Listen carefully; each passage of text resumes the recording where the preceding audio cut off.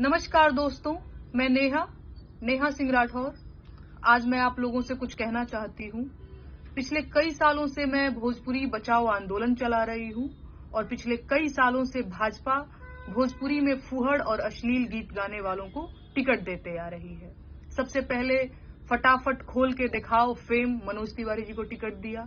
इसके बाद तो हर लहंगा उठा दे रिमोट से फेम रवि किशन जी को दिया। तीसरी बार क्या गाना था, अमरपाली रे मन करे कच्च देना खाली और लहरिया लूटा ए राजा फेम दिनेश लाल यादव उर्फ निरहुआ जी को दिया। और इस बार जबले चुम्मा ना चिखैबू होठललिए से तसवतिन ले आई बंगलिए से और गोदी में लेके जन खोदी ये जीजा जी फेम पवन सिंह जी को टिकट दे दिया है। मैं भाजपा से ये पूछना चाहती हूँ कि क्या आप लोगों ने भोजपुरी को बर्बाद करने की, भोजपुरी की छवि खराब करने की सुपारी ले रखी है? मुझे आपत्ति है इस बात से। मुझे आपत्ति है कि अगर भोजपुरी को अपमानित करने वालों को सम्मानित किया जाएगा तो मैं बोलूंगी। सबसे ज्यादा आपत्ति मुझे इस बात से है कि भोजपुरी की छवि खराब करने वाले ही भोजपुरी का असली चेहरा बने बैठे हैं।